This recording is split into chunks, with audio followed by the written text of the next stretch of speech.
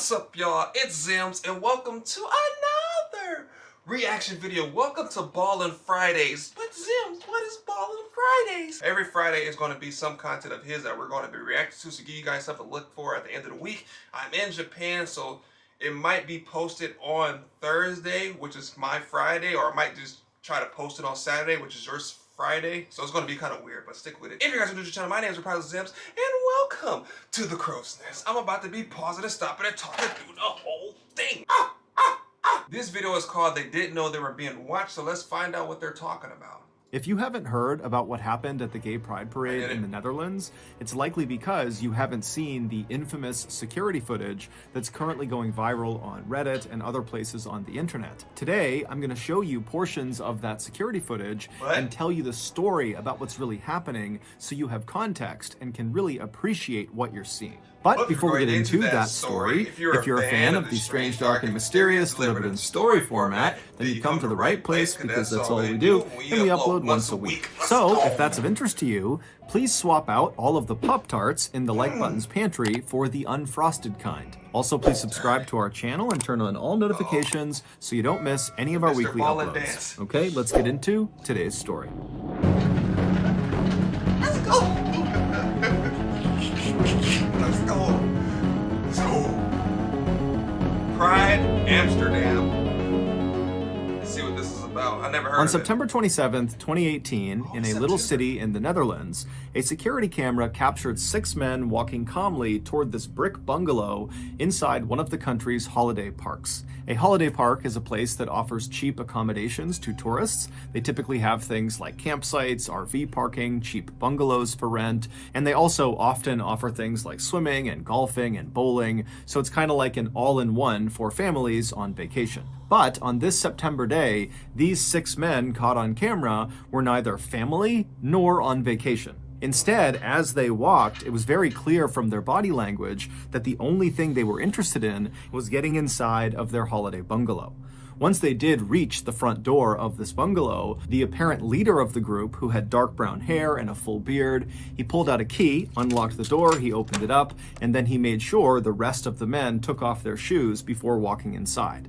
And then once all the men were inside the door, the leader shut the door and locked it behind them, and then barefoot, they walked through the hallway into this corner living room in the back of the bungalow. I didn't really see how much of a big deal it was to take your shoes off before entering until I got to Japan, until someone explained to me how dirty it is. I mean, it's kind of like common sense, but if you think about it, right?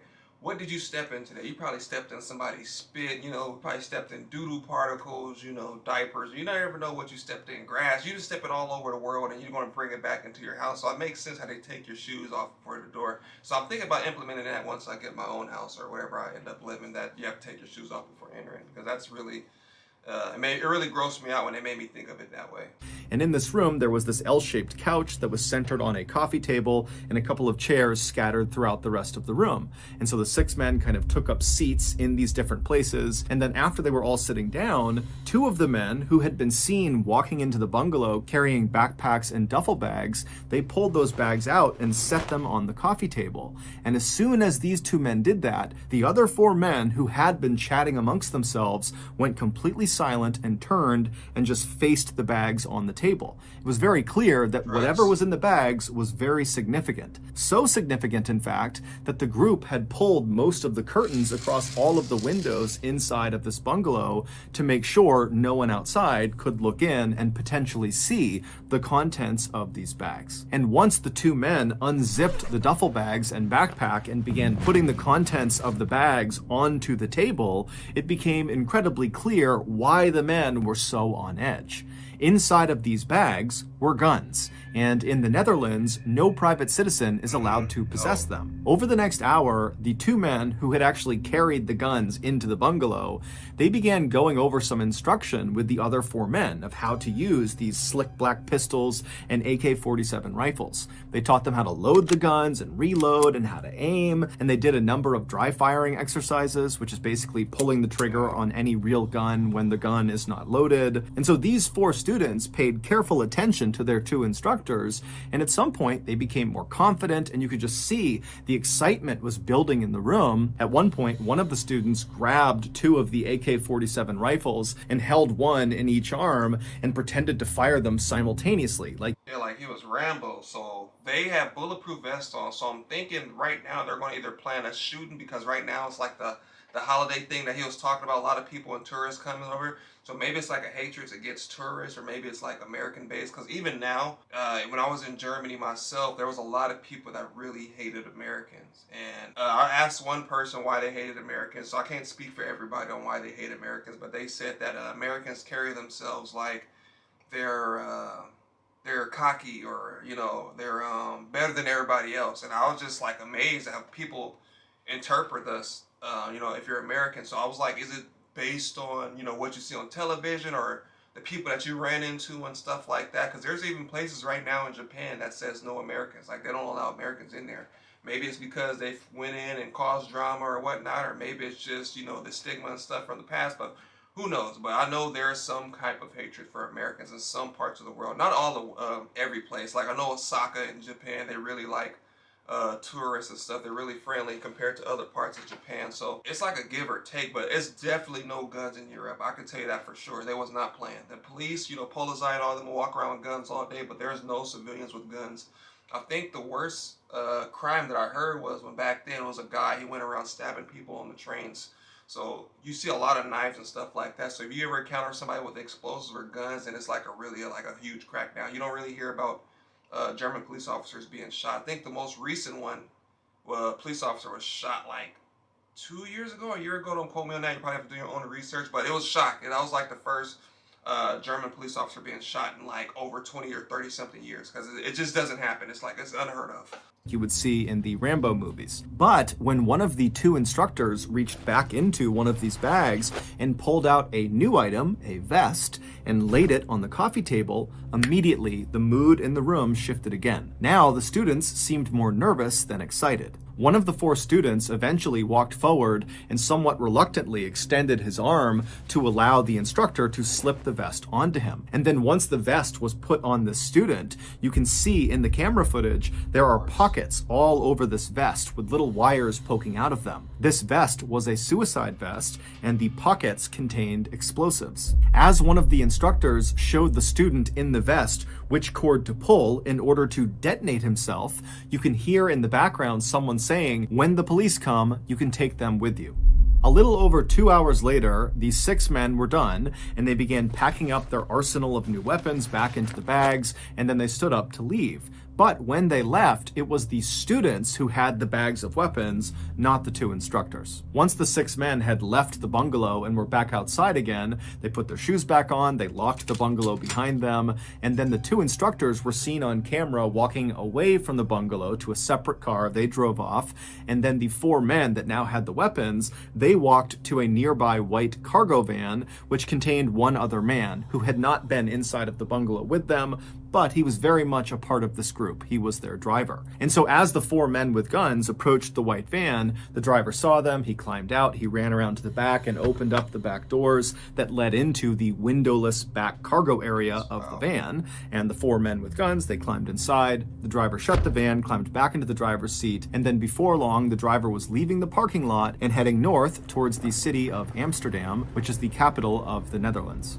Every year, Amsterdam plays host to one of the largest gay pride parades and events in the world. The location is significant to the LGBTQ community because it was here in 2001 that the first gay marriage bill was signed into law, making the Netherlands the first country in the world to legalize gay marriage. So, for 1 week a year, hundreds of thousands of people pour out onto the streets and line the canals of Amsterdam, all drawn together to affirm gay rights and to celebrate their sexual expression, preference, and identity. And the men in the white windowless van intended to use their new weapons and training to kill or maim as many parade goers as possible. They were hopeful that their terrorist attack would rival or even eclipse the attack from 2015 in Paris in a nightclub that killed or injured more than 500 people and sent shockwaves through Europe.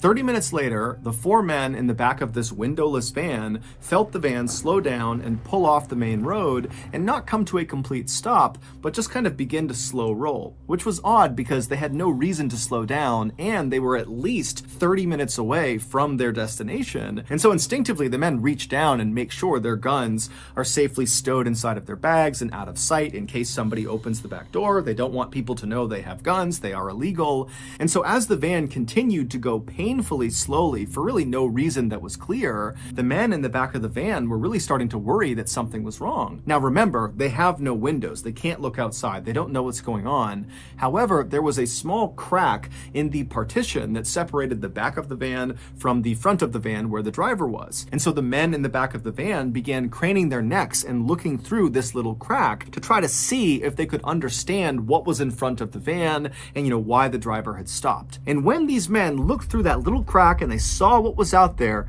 they immediately began to panic. They began reaching down and fumbling for their bags, trying to open them up to get their guns. And then by the time they're kind of getting the guns into their hands, all the doors on the van fly open and the men in the back just begin firing their guns blindly at the open doors. But when they pull their triggers, nothing happens because their guns were fake.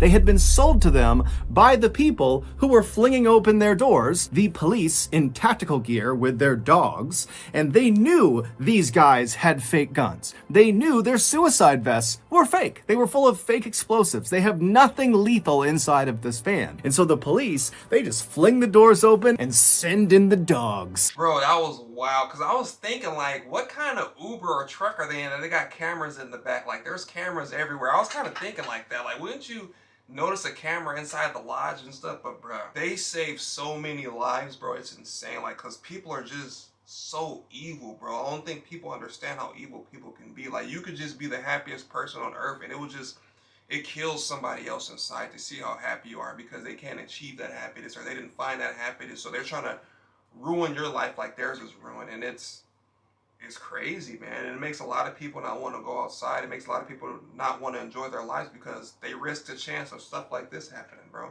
They really sat there, was trying to invest and imagine themselves shooting people. It's ridiculous, bro. I have too much of a big heart to stomach this kind of stuff. So I like a lot of big shout out to everybody like police officers and stuff like that deal with this on a daily basis because it's hard to stop people because you never know. It's domestic and international, bro. Foreign and domestic, so you never know who's the next person to attack. You never know when you might be the one that's in the midst of being attacked, So that's why you always got to keep your head on a swivel and do your part and speaking up if you see something that doesn't seem right or doesn't fit in with the environment and whatnot. But that's insane, bro. I'm a dog handler too, so seeing them release the dogs on the people is kind of dope, though. I'm not gonna lie. And so the dogs, they jump into this van, and these wannabe terrorists are screaming, and they're firing their fake guns at the dogs as the dogs are shredding these terrorists to bits. And then whenever they tried to jump out, the police would just pistol whip the terrorists until finally all of these wannabe terrorists were in the fetal position crying, or they were crouched down with their hands over their head. It would turn out the 2 instructors who had brought the duffel bags of guns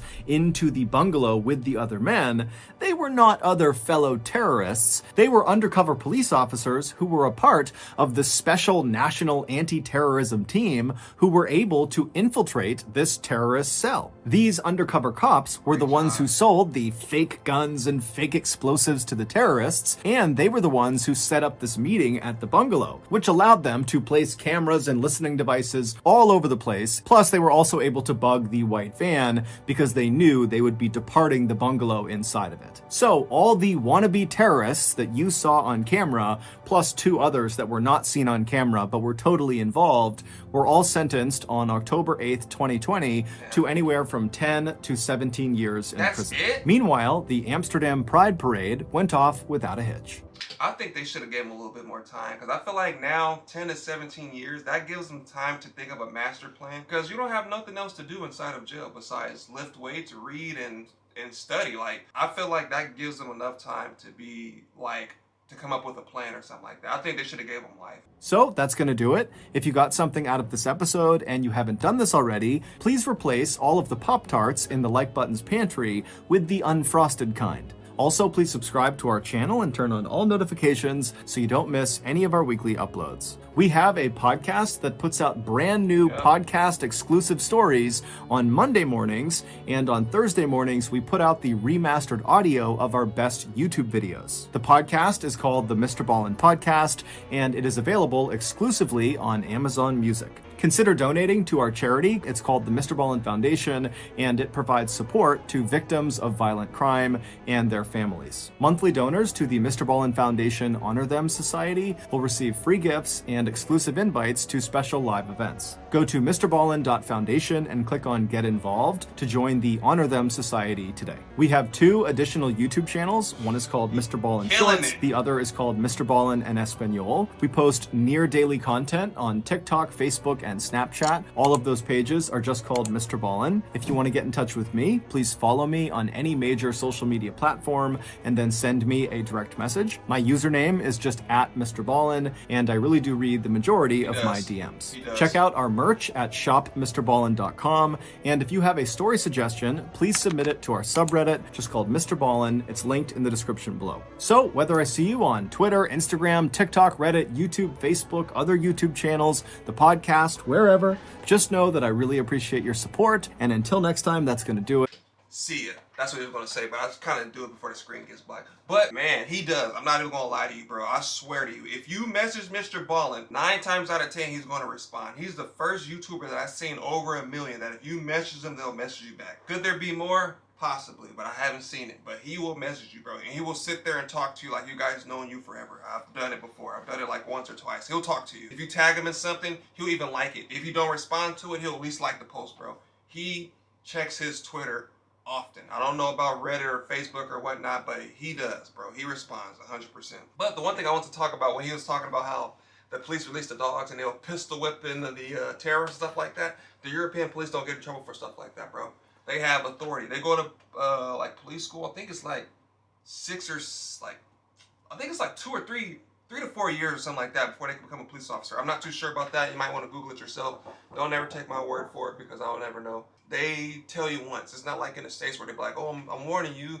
I'm going to tell you again. I'm going to tell you twice. No, bro. They're going to tell you one time, and if you listen or not, then you're just about to get beat down. That's just how it is. If you guys are new to the channel, my name is Reprisalzems. Hit that like button, hit that subscribe button, support your boy. See you guys next time.